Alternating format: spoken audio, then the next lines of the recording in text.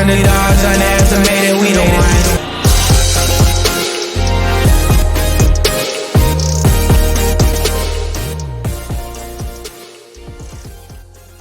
Welcome back to Underdogs. We're excited to be here with you. As always, I'm Jordan Brenner, joined by the best analysts in all the land, Peter Keating. What's up, Peter? Hey, Jordan, how's it going? So we've got a cool show for you today. It's got a little bit of a rookie theme. It of course, is NBA draft week, and we're going to get into that a little bit later in the show. But first, the NBA's done. Hockey's done. Baseball's dragging a little bit. Guys, I can smell football on the horizon, and it means What does we it need to start. smell like, Jordan? What does football smell like when you smell it on the horizon? Leather, sweat, or is it Dirt. more like eraser shreds from your fantasy draft war room? That is the coming feeling, because it is time to start talking about a little bit of fantasy football, some early preparation. Only the crazy people are drafting right now, but it doesn't mean you shouldn't start preparing. So we want to talk about rookies and what you can expect out of them as first-year players. So, Peter, we did some research. We found some stuff. Let's get right into it. What should you be thinking about if you're targeting or considering rookies in fantasy football? Let's go position by position, Jordan, because there's what we found in our research is there's vast differences in what you should be looking for at each position. This is interesting because you don't have to just think like a scout. You also have to think like an investor or a bettor, because there's two things going on, as you know, as everyone knows when you draft in fantasy, not just how good a player is, but how good everyone else thinks he is and where he's going in the draft. That's why it's a lot of fun to look even this early, because yes, only crazy people are drafting, but those avid fans give us tips and hints to where the average draft position for players at different positions are going to be. Let's start with quarterbacks. Look, Jordan, on one level, see if I think you and I agree on this. Any quarterback that plays a lot as a rookie is going to get you some decent number of points. I mean, Mac Jones as a rookie got 238 fantasy points. Zach Wilson got 160 fantasy points. But on the second level, hardly any quarterback who plays as a rookie is going to get you dominant points. I mean, Joe Burrow as a rookie, 178 fantasy points. But yeah, I see where you're going. Is it as simple as don't draft a rookie quarterback expecting to play him much? I would say so. I mean, since 2015, one rookie quarterback has gotten more than 300 fantasy points. That's Justin Herbert. He's truly exceptional. I mean, the other thing that's going on, it's not just that they're rookies, and so there's questions about how long it takes them to get into a system. It's how many quarterbacks are performing at a high raw level of stats right now, right? I mean, you have to be top 10 in order to start in a fantasy league. That's really high, but there's like 20 quarterbacks putting up points just based on volume and decent play in the league right now. It's just not worth your draft capital. Right. So you may be a big Bryce Young or CJ Stroud or Anthony Richardson fan, but don't let that impact you into taking them ahead of established guys whose numbers you can count on. Now, let's get onto the glamour position of running back. Are there any sort of cheat codes for rookies, any way to get an edge on the field here? Here's what's interesting, yet also a little bit boring about running backs in fantasy. They fall in drafts, in fantasy drafts, in just about the predictable order that you'd expect based on where they were drafted. And then if you look at the end of the year, their fantasy points line up basically in the order that they were drafted in, both in the NFL and in fantasy drafts. The correlation of both of those things, both of those markets, is really tight. There's just not a lot of surprises. And when you try to draft players that might be popping, like players who get popular in between the NFL and the fantasy draft, the record on that is not great. With running backs, you actually can trust what NFL scouts and other fantasy drafters are doing. I think that means we both think everything lines up perfectly for Bijan Robinson, not so much for hardly anyone else in this rookie class. So this is really interesting, okay? If a guy was a first-round pick in real life and early ADP is pointing to them being a top 10 running back, so since we started studying this where ADP was readily available in 2015, that's like 100% hit rate. So Ezekiel Elliott, first-round pick, was going as the running back 3 in 2016. He finished as running back 2. Saquon Barkley, second overall pick in the draft, was going as running back 5 in 2018, finishes running back 2. Najee Harris, just 2 years ago, was a first-round pick, was going as running back 10. He finishes running back 4. Leonard Fournette, 4th pick in the draft in 2017, was going as running back 11, finishes running back 8, and on and on and on. So those signals are strong, and you should trust them, which means, yes, Bijan Robinson's going early ADP running back 4. You may be like, well, that's crazy. I like Christian McCaffrey. I like Saquon Barkley. Running backs, they're going to get as much out of young running backs as they possibly can. And as we know, the single most important factor for running back statistical success is volume. So if you know that they're going to get a lot of carries, they're going to catch a lot of passes, just trust it. Yeah. Could Bijan Robinson's touchdown upside be capped a little bit by a questionable offense? Maybe, but he's going to get the ball a ton. He's extremely talented. It's a team that's committed to the run. Don't feel like you need to sell him because, everyone's too high on him. They tend to work exactly, out. Jordan. I mean, this is the most plug and play situation since. I hate to compare rookies to Ezekiel Elliott or Saquon Barkley. They are the outliers, but this situation is primed for us to see another guy become an outlier like that. Well, it's really interesting too. If you look at the 12 running backs since 2015 who had a top 20 ADP for the position as rookies, there are really only 2 busts. You could consider Dalvin Cook one because he got hurt as a rookie, but he was averaging over 13 fantasy points per game. So the signals weren't wrong there. He was good as a rookie. Royce Freeman and Melvin Gordon, respectively, were going as running back 18 and running back 20 in their rookie years, and both were outside of the top 50. Otherwise, guys hit. Unfortunately, this year there were a couple of teams, Tennessee, Seattle, who spent 2nd or 3rd round picks on running backs, but have no place to play them, right? So if you're looking for an underdog running back from this draft, how far down can you go? Our research indicates that, you're not going to get a real surprise, even with volume, below the 5th round. Guys drafted below that just don't pop up and become big time running backs as rookies. I do wonder a little bit about spending a late round pick on Rashawn Johnson in Chicago. David Montgomery is a free agent. That team likes to run. They have a running quarterback. They're going to do something other than just let the quarterback run this year, I hope.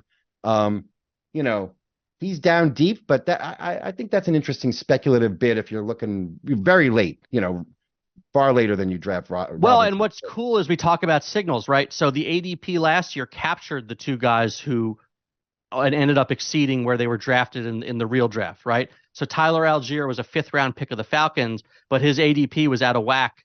The 2 guys drafted before and after him directly were going as running back 94 and running back 85, whereas Algier was running back 46. So people saw there was an opportunity for him there, and he finishes running back 22. Isaiah Pacheco, 7th round pick. Again, all the other running backs in his range were going after 100.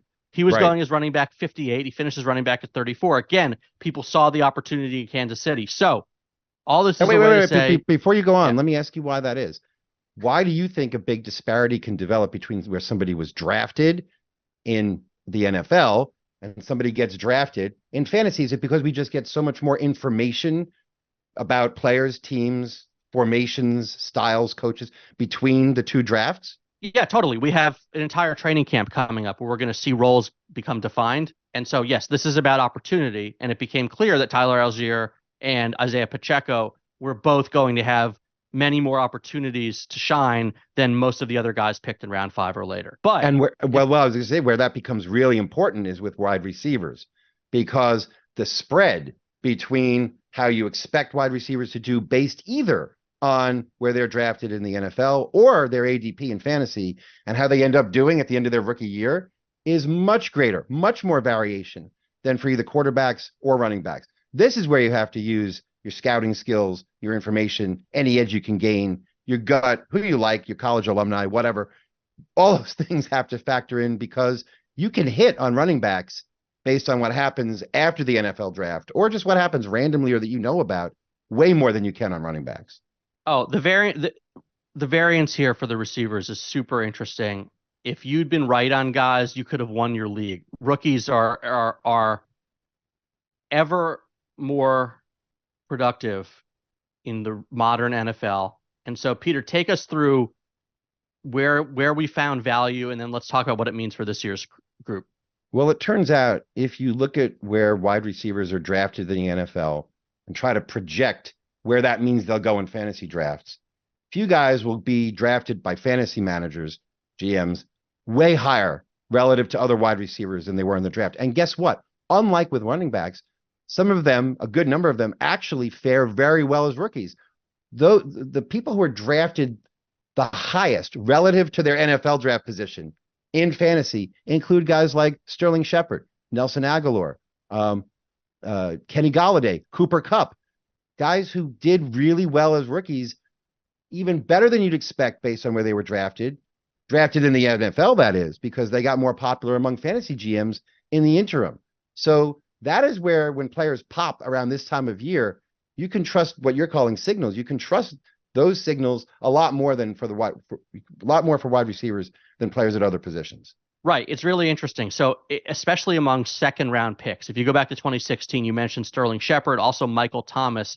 They were second round picks in the NFL draft, but their ADP was actually ahead of several first round picks. So people were seeing them in training camp, seeing starting roles, and the hype was justified. There was an outlier that year. Tajay Sharp, as a fifth rounder, was getting hype as a potential starter. He actually fell short of his ADP. You mentioned Cooper Kupp and Kenny Golladay the next year. They're busts too. 2018, James Washington and Michael Gallup fell into that group, right, of second rounders who were being hyped up early and who didn't produce. But that's part of the greater variation. It's all more boom or bust. And I'll say this, as the average draft position in the NFL for great running backs has fallen, you're seeing wide receivers who creep into the first round contribute a lot more just since we started looking at these numbers from going back to 2015. The past few years, the wide receivers who are the best in the NFL draft have been a lot more plug and play. It's really interesting. So in 2020, ADP totally missed on these breakout second round rookies. A.J. Brown, Deebo Samuel, DK Metcalf. They were all undervalued in fantasy drafts. Same with third rounder Terry McLaurin.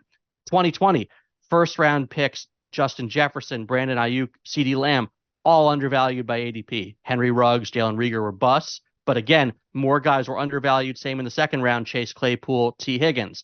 2021, way too low on Jamar Chase and Jalen Waddle. And then last year, the first round picks did well again.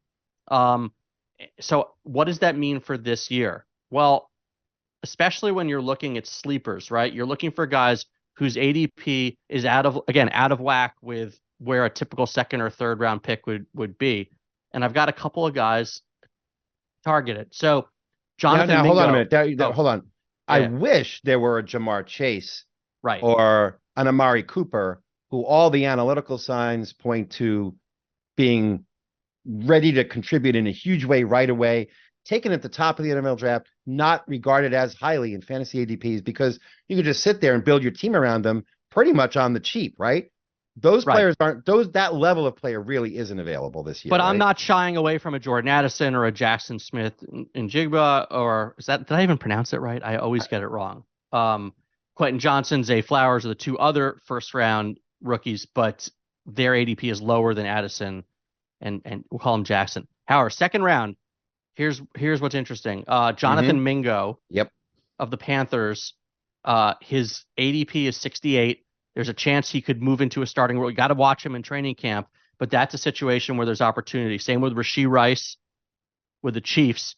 And then my favorite potential, I can't believe I'm saying this. Wait. Before you leave Rashee Rice, you're leaving you're going to live with the possibility. You're going to recommend Rashee Rice, leaving open the possibility that Kadarius Toney is just going to break our hearts again as Giants fans by going somewhere else and taking snaps away from another player. I think it's hard to bank on a Chiefs receiver because they mix and match so much. But again, right now his ADP is somewhere around wide receiver 68. So I would probably pick him before that. And again, if you're also looking at ADP in the third round, there's one guy. Most of the third round rookies are going in the 80s.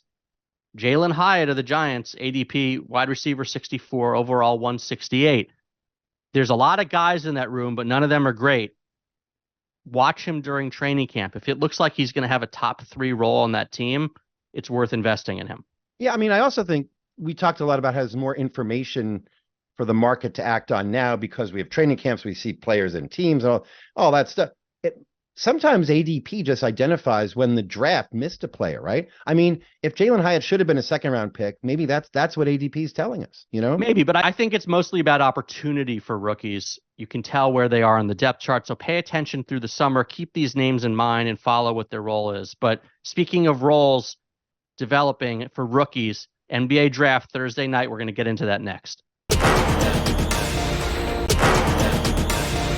The NBA draft is Thursday night. Obviously, everyone is talking about Victor Wembanyama, Scoot Henderson. What are the Trailblazers going to do? That's not what we do on this show. We look for underdog angles. And Peter, I identified several, and I'm excited to talk about them. Let's rip through them. Number one, something we've talked about on this show before, one of my favorite emerging subjects, great passers. Why is passing more important, and who are we looking at? So we talked about this during the finals. There's so much shooting around the league now that more than ever, with the pace faster than ever, you want a star player who can't just score, but also can facilitate, move the ball quickly, make the proper reads on the pick and roll. The game is changing, and I think you have to take that into account when you're drafting a go-to player. In my mind, that's why I'm looking at Anthony Black as perhaps undervalued as a top 10 pick. I think he's got the potential to be an incredible facilitator. Keep an eye on him. It's less important with role players, but there's one guy you and I both love, and that is Andre Jackson of UConn. Terrific passer for his size. Obviously, he has a broken jump shot, but he's the type of guy who will play defense. He'll move the ball, and if he can just learn to make corner threes, which if PJ Tucker can do it, anyone can do it. There's a lot of potential there for him. Jordan, you also think that big men are underdogs. How is that possible? Well, because they've been totally undervalued in the modern game. It's possible that other than Victor Wembanyama, only one true center will go in the first round. That's just how the game has changed. But that one guy is really cool because it speaks to how the position has changed. Derek Lively, where did he go to school, Peter? I don't know. Hofstra. So Derek Lively of Duke averaged right. Sorry. just 5 points per game this season. 5. Yet he could be a top 10, 15 pick despite having no offensive game. Why? Because centers these days need to do a couple of things. They need to protect the rim, which he does extremely well. They need to be able to switch out on a guard, which he does extremely well. And they need to be able to set ball screens, dive to the cup, and be vertical threats, all of which he does. So if you're not a primary scoring center, a Jokic, a Nikola Vucevic, that type of guy, then you want the skill set that Lively has. Think of like a modern day Tyson Chandler. That's the type of guy who doesn't get played off the floor in the playoffs and can fill a role. And when you evaluate how your team does in the draft, look beyond the scoring profiles, right? I mean, that seems obvious, but that's a lot of times that's all you get about some of these players. Correct. Look, teams are realizing this and fans are realizing this too. Years ago, if you drafted someone who couldn't score, you would have been laughed out of the building. Especially if you were a center, if you couldn't score with your back to the basket, you would have been laughed out of the building. Now, post-up play is largely irrelevant. It's a different game. He's the type of guy who can succeed in the modern NBA. Talk about scoring profiles. How about any statistical profile at all? When we come to players from Overtime Elite or the G League, we don't have any context. I think that means these players could be really high risk, high reward, boom or bust. The kind of players we talk about as productive possible underdogs. Yep, you said it. That is the underdog angle. Number 3 is those Overtime Elite G League players. We just don't have any context for them. We don't know what their stats mean. We don't know what scouting them means against sort of pseudo NBA competition. So right now you have 3 guys who may go in the top 6 in Scoot Henderson and the Thompson twins.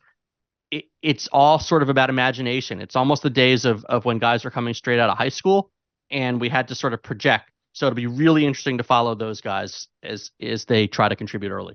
Now, at the same time, NBA player development is getting to be looking like more like baseball and less like football. There are alternatives to player development now. NBA teams can draft players for instant impact at the NBA level or to develop them. That's the new trend too. Right. I think instant impact is an underdog at this point because let me run through a few cool stats we found, okay?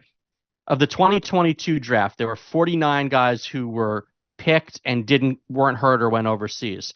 32 of them played a game, at least one game in the G League. The year before, the 2021 draft pick, the ones who went to the league 40 of the 55 who have been in the league and not injured or overseas played at least one G League game over the past 2 seasons. Meanwhile, if you look at this past year's rookie class and what they did right away, only 9 drafted rookies averaged at least 24 minutes per game. So only 9 were playing half the game. Only 8 averaged double figures in points. Only 7 averaged at least 5 rebounds per game. Only 4 averaged at least 3 assists per game. So for the most part, it's just a constant reminder to temper expectations for rookies, to think that, look, a lot of these guys are 19, 20 years old. NBA teams are more invested in player development than ever before. And then the big question plaguing front offices that they have not figured out the answer to is it better to send some of these guys to the G League to develop and play, but not necessarily in a facsimile of the NBA when there's not a lot of size in the G League, the tempo is different? Or is it better to have them not playing much on your team, but with the team every day, learning from veterans, working with the coaching staff there? That is a work in progress. I've talked to people in front offices. They're still not sure what the right answer is on that front, but it's really interesting to watch these guys take time and eventually evolve into the players we think they'll be. Whichever route they take, we do find, though, that year 2 is a good chance for a big spike in the players who are going to improve, right? I mean, let's try to end on a hopeful note. If you don't know anything about these players, if they're getting drafted to go to the minor leagues, you're sitting there watching the draft, at least you can hope they'll be good next year. Analytically, that's always been the case, that the biggest year of improvement is between year 1 and year 2. That's why this season was so interesting. It was almost flat across the board. Everyone from Rookie of the Year, Scotty Barnes, to old favorite of the podcast, Herb, don't call me Herb Jones, to developmental projects like Jaden Springer or Isaiah Todd. There was no second-year jump. Only a few players made any kind of significant progress.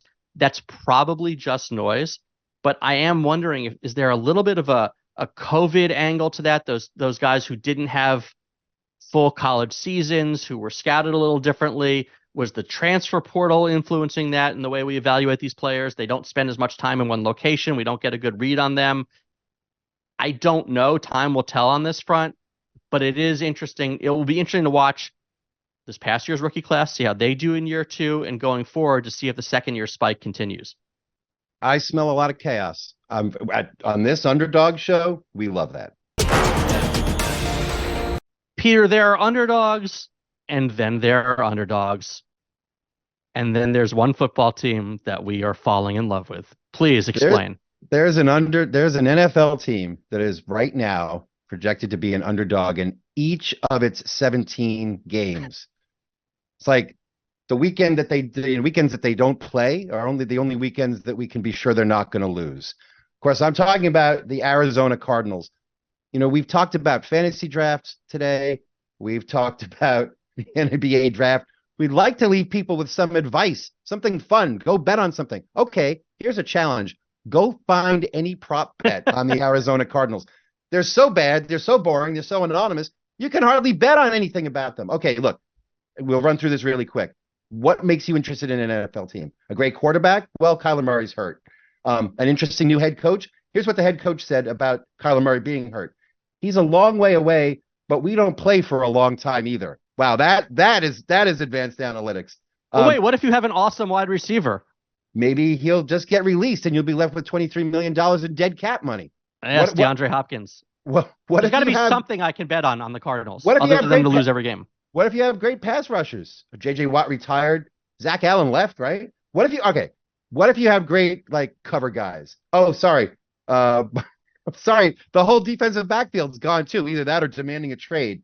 Okay, find me something to bet on with them, please. All right, then. Here we go, Jordan.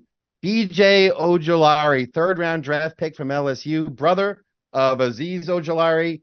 No one on this Cardinals team had more than 4 sacks last year. Here's a defensive lineman who I think will just line up, run straight to the quarterback, be so frustrated that that's all he's going to want to do is hit people. Mm-hmm. You know, if he pops for 9 or 10 sacks, he could be defensive rookie of the year. Right now, he's at plus 3,000. You haven't lived until you've bet on a third-round pick at plus 3,000 to win defensive rookie of the year. By the way, I got to tell you, if they're an underdog in every one of their games, that under 5.5 win total is looking pretty juicy as well. That's looking pretty hot airish to me. Yeah, pretty inflated. Yeah, well, you've had your fill of hot air on the underdogs, but we will be back with more of it next week.